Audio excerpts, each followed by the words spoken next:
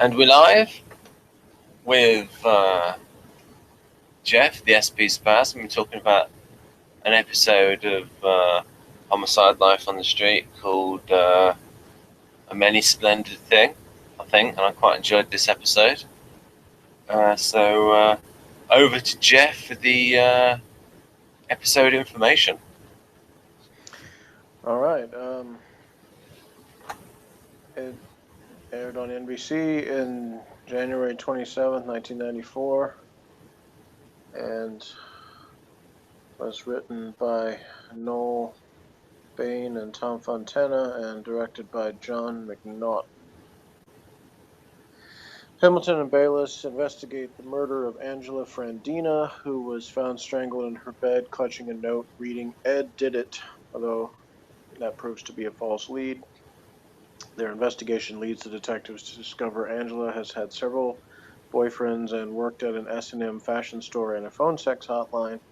The two detectives visit the Eastern Shores marketing phone sex operation where they speak with the manager, Ed. Ed tells them about a boyfriend of Angela's named Chris Novoselic, who used to spend time with her at an S&M club called the Eve of Destruction on Fayette Street. Pembleton and Bayliss go to the Eve of Destruction to question Novoselic. During questioning, Bayliss gets angry and loses his cool, slamming the leather-clad, multi-pierced person guy. It says freak, but I was like, man, way to make a judgment in the description. Against the wall, telling him that if he doesn't start giving them some answers, he is going to slap some cuffs on him, take him downtown, and knock him around.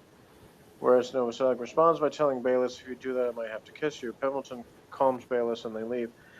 While driving, Bayliss claims to be disgusted. Wait a minute, I think they've got the sequencing wrong, because he starts roughing him up after he said, "If you do that, I might have to kiss you."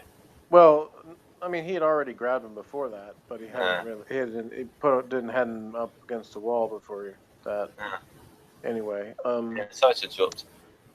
Bayliss says he's disgusted by the sexual taboos, but Pembleton insists everyone has a darker side, and that until Bayliss recognizes his own, his virtues can never truly be tested. Pembleton and Bayliss return to the S&M fashion store and ask about leather belts with bead patterns matching the marks on Angela's neck. The store owner, Tanya, tells them Angela's neighbor, Jeremy, has a jacket with a matching belt. Actually, I don't think he did tell them that. I think he just told them that she got the belt for the neighbor, the girl.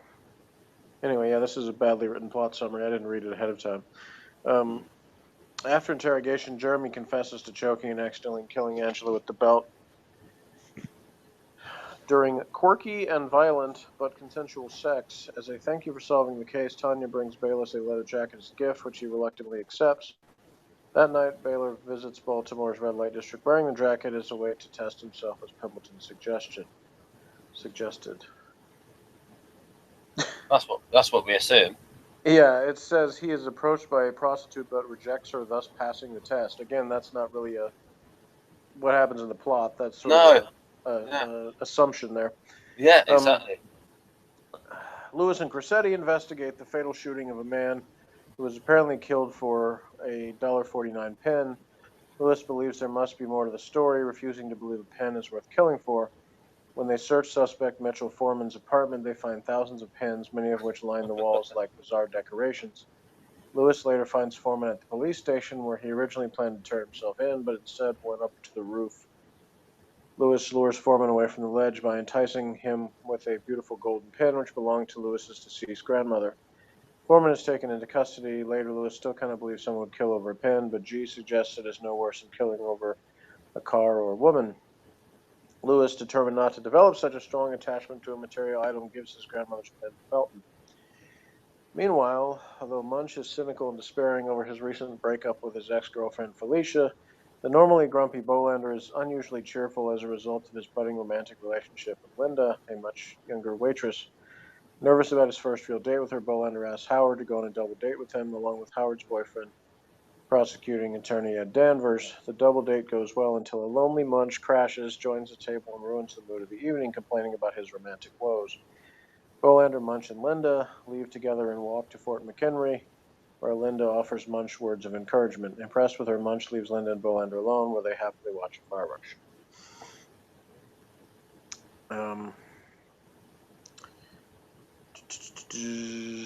Originally, this was going to be the season finale, but then they flipped stuff around.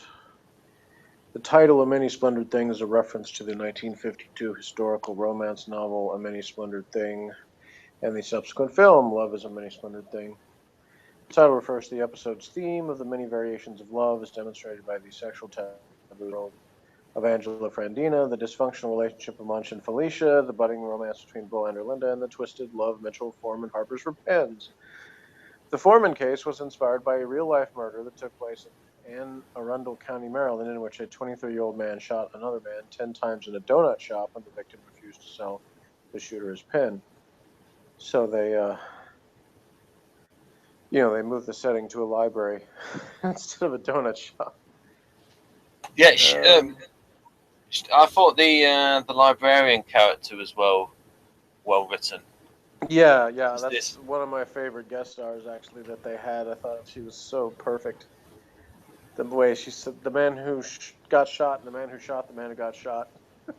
Every single time. When they called her Miss, and she said, no, Mrs., you just assume a librarian is an old maid. Yeah. There's all those little great little details and stuff. And I knew, like, those one, I couldn't remember exactly who said it. At first I thought it was Lewis, but it was actually Cressetti was the one who said that when they found the dead body, he said either it's murder or they've got a really severe overdue book policy at the library. Yeah, that was funny. And then Lewis gives a sarcastic laugh. So it's sort of like it works both ways. Those in the audience who like the joke, well, they win, and then those that don't like it, you've got the guy doing the sarcastic laugh. So it wins both ways on that one. A Many Splendored Thing received generally positive reviews. It was identified by the Baltimore Sun as one of the 10 best episodes of the series. Sun writers David Zurwick and Chris Kaltenbach particularly praised the creative pairing of Ned Beatty and Juliana Margulies, of whom they said, somehow it is as touching a love story as you could want. The Washington Post television reviewer Tom Shale strongly complimented the episode, especially for its serious and unflinching approach to disturbing and twisted events like the Foreman murder. Said, quote, Homicide is more than a superb cop show. It's a helpful guide on dealing with the madness of the modern world. It's attention television, a program that grips one's attention and rewards it, unquote. Atlanta Journal-Constitution writer Drew Jubera said the episode shifts deftly between the underbelly of cop work and the surprising moments of light that leak into these detective lives. And Greg Paith of the Cincinnati Post called it another stunning installment of a cop drama that defines the genre, and particularly praised the perfect performance. That's a hard thing to read. Particularly praised the perfect performance of Ned Beatty. Baltimore Sun writer David Bianculli called the episode superb and said Adrienne Shelley left a stunning impression in her performance. She was the one who played the shopkeeper, or the girl who worked in the leather shop. Bianculli said it left him hungry for the next episode, adding, personal plea to NBC, please renew this series. A Many Splendored Thing was nominated for a Writers Guild of America award for Best Screenplay of an Episode of Drama, but ironically lost to another Homicide episode, Bop Gun, which is the next episode that we haven't seen. Is this the woman you mentioned? What's that? Is this the woman you mentioned? Yeah. Right. I had the description on screen, so I couldn't see that, but now I can. Bayliss's leather jacket, in my opinion, slightly too big. That's hard to do because he's a pretty big guy. Well, at least a tall guy. He's somewhat skinny, but I mean, it's not 6'4". Yeah.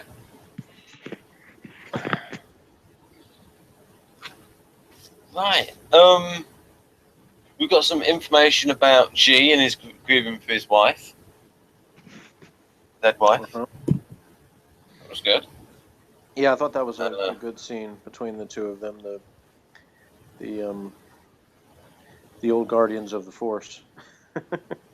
have a little heart-to-heart about love.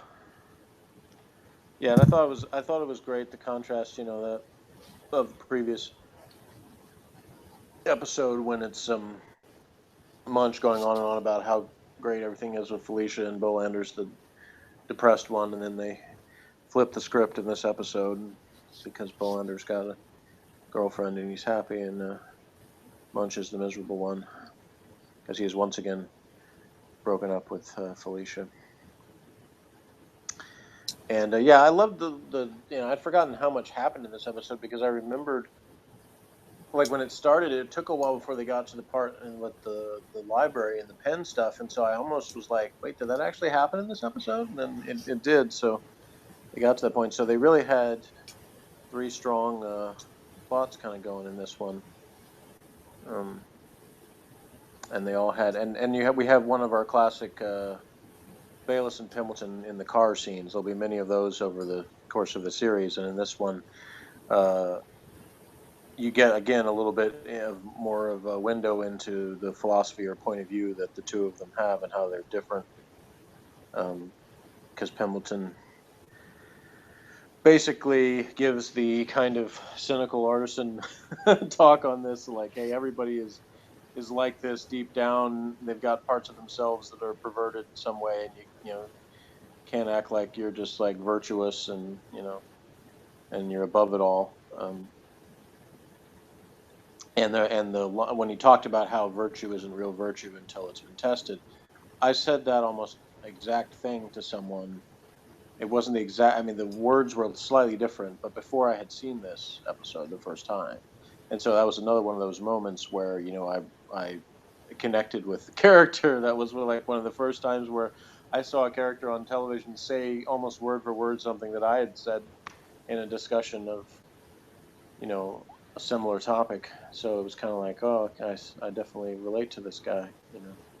Um, and I actually disagree with what he said about you're lying or you're a moron. I don't think those are necessarily the dichotomy there, Mm. but at the same time I might have said that without really thinking it over. That would have been, it might have come out of my mouth just sort of saying stuff, and then as I re-examined it, because I've got the benefit of of sitting there and listening to it and being able to analyze what he said as opposed to just spontaneously saying stuff. So there's obviously, Pembleton's already shown that he will many times, he kind of says the first thing that pops up into his head, and sometimes has to clarify stuff because he will definitely have his emotional reactions to things. And Bayliss does too sometimes, like this one Sometimes, where he gets a little too rough with a guy that likes it rough. So there's moments like that where it's, yeah. I mean, again, he could have said, "Do it again." yeah, again, Bayliss, in a way, as I've said before, is sort of set up to represent, a large part of the audience, Yeah, and the there are, SJ audience. yeah, and there's a lot of people who do view all this the same way Bayliss does, and I mean, even the person who wrote up that summary I just looked to called the guy a freak. It's like those judgments come really quickly from a lot of people. So Bayliss is not, even in this episode, he's kind of presented as the fish out of water, but his point of view is there's a lot of people that agree with him. So he's representing a lot of people in his reactions to these things. But Pembleton is too, and he kind of gives them again their sort of reality check about I mean, people where can act all holier than thou, but then everybody's got their vices or their fantasies or whatever. where did Bayliss grow up? The character, like, he didn't know, like, all this stuff's new to him. Yeah, well, I mean, it's they haven't said specifically yet. I forgot whether they actually get into that exactly in a future episode, but he did grow up in the Baltimore area, but I think it was implied that it's like suburbs or something. So he wasn't really didn't really spend a lot of time in the heart of the city, so to speak. It's very possible to so we think we talked about before, like the part that they have Felton that came from that they refer to as Billy Town, or actually Pig Town. The funny thing is that the people who live there now, like, they actually like calling it Pig Town more. Like, you would, if for the show they had them refer to it as Billy Town because they thought it didn't sound as bad. They thought people would come off like they were trying to insult people from that part of town, but actually they call themselves big town. But anyway, the idea was that people that grew up there like really didn't know what was going on in the other part of the city and stuff like that. So there's a lot of, when you're talking about a big city, there's a lot of different experiences. You can grow up in different parts of town. And the brief time that I lived in the Baltimore area, we lived in Catonsville, which is a little further out than probably Bayliss lived, but still, obviously I was a little kid, but even if I'd grown up there, I probably wouldn't have had any idea what was going on in some red light district in Baltimore either. How So many? it might have been new to me. How many million? What's the population of Baltimore? Oh, I don't remember. I'd have to look it up. So, don't off the top of my head know that. But big city though. Yeah. I mean, it's the biggest city in Maryland by far, and as far as along the mid-Atlantic coast, the only bigger city is probably Washington, D.C. So, yeah. But yeah, there's some good moments in that. Crissetti points out that normally he's the conspiracy theorist, but in this case, he's like, this is pretty cut and dried. The guy wanted a pen, and he didn't give it to him, so he shot him. Yeah. And then you have the moment, again, great character moments of even little bit parts, like the landlady or concierge, as she calls herself, at the at the building that says that defends the character of the murderer by saying, he's an honest man, so he never would have stole a pen. Always paid his rent on time. Yeah, always paid his rent. Yeah. I loved that the pen fill department. That must have been a lot of fun to set that set up. Well, nightmare. Yeah, well, I mean, somebody obviously worked a lot on it. And the great thing is, it didn't really matter if you dropped a bunch of them on the floor, because it's the whole point is that they're just everywhere. So you have these great sculptures of pens hanging from different things, pens on the floor, pens in baskets. I mean, it's just like they could have had just a great time, assembling it. So, but now some silly things like just the way that an actor delivers his lines, just like things like when he said, "Lewis, thousands of pens, Crissetti." Mm-hmm. Just the way he said it, that was funny. Yeah. And then he says the thing about where Crissetti's telling him, you don't call it mental institution, it's like diagnostic center or whatever. Yeah, and so Lewis says, "Oh yeah, so a nutcase and a loony bin." He says, "Right." Yeah. Yeah, I like that scene. I wrote that down on here. Good car scene between Bayliss and FP about virtue and vice, as you mentioned. So we like the same scene there. Yeah, this is one of my favourite episodes so far because it's got the humour in it and it's not too dark. Yeah. Oh yeah, and then I put here theme of love and vice throughout. Yep. Yeah, they packed actually quite a bit of time of stuff into the time of the episode, but yet it didn't feel rushed to me. About the only thing that was a little bit jarring, I guess, is when they cut to Lewis on the roof with the pen guy. But even that, it doesn't take you any time to figure out what happened and why he's up there, so it's not really too bad. It made me wonder if they had cut a little bit, though, for time in that scene, but of him getting up there. But it's a bit like Seinfeld, where they had a lot of plots going on in an episode. And that was another thing that the network, the same network as Seinfeld, mind you, told them that they should reduce the number of plots because they said it was too confusing for viewers. Oh no, they're talking out the backside. What's more confusing for viewers is to have one long plot where it's all these. You see, people can hold. If all the plots are different, then people can.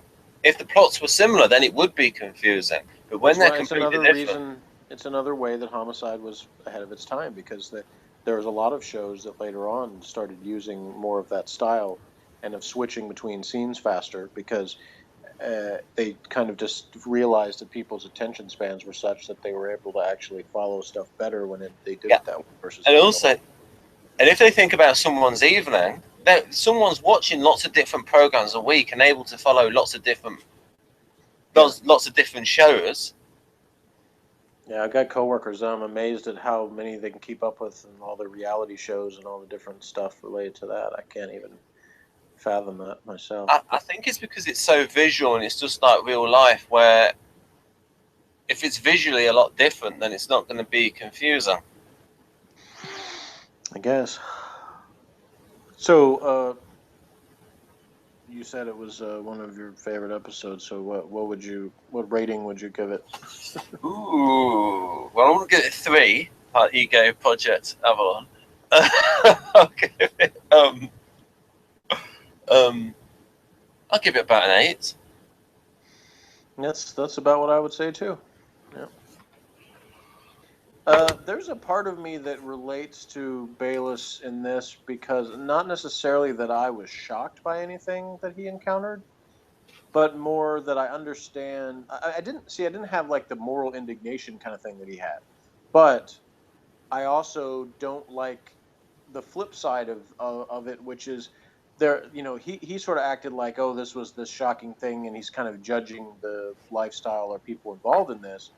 But the response that he gets is kind of like, you know, that he's the weird one for not uh, getting it, and that to me is just as bad. You know, that it's like if someone chooses not to engage in things like this, then they also shouldn't be subjected to judgment over that. And I've encountered that in my life where there's people that act like, well, if you haven't, you know, if you don't have this like long sexual history or you haven't done all these different things, and not just about sexual stuff, but I mean, if you haven't tried a bunch of different drugs or you haven't done, you know, this kind of stuff, or you don't drink alcohol or whatever, then you know there's something wrong with you or you're some kind of weirdo for that. So I've encountered the flip side of it is that some things that are considered vices, people will be judged for using, but there's also people who are judged in some communities for not using them. So yeah, like when you're on the internet and you say you're an ESFP, and they expect you to tell you lots of good.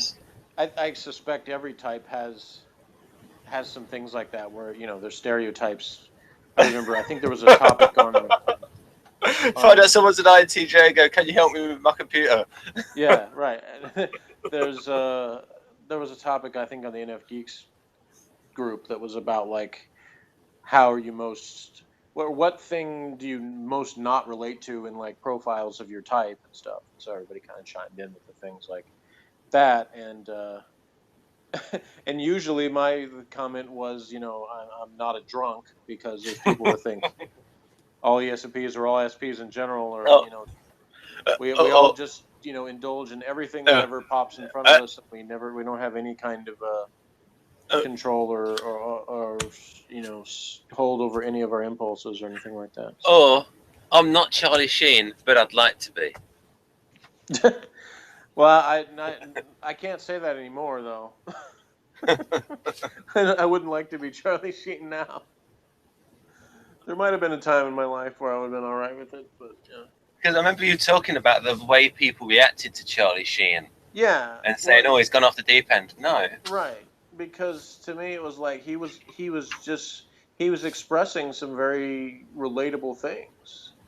Again, it's like that was the funny thing to me, is that I don't have the same lifestyle that he has or had, but I related to all of like the philosophy that he was presenting. So all that was really familiar to me, and that's the same thing I feel like in this episode with Pembleton. It's another way it's so good is that, you know, what he was saying, a lot of it I think is undoubtedly true, but at the same time, uh, that's the thing is Pembleton at no point says that he indulges in any of the specific like lifestyle stuff they're talking about.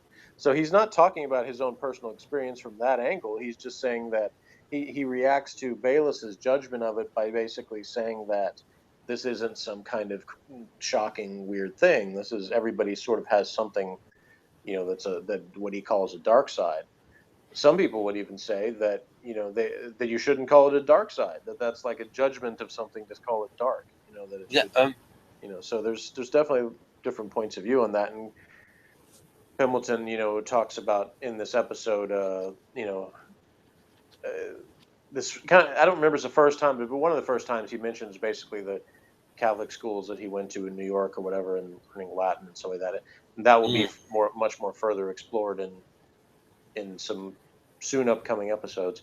But again, there's sort of biographical information, like you talked about, where does Bayliss grow up, like all that. A lot of that stuff sort of gets slowly revealed over time in the show. So we'll get to know both of them quite a bit more.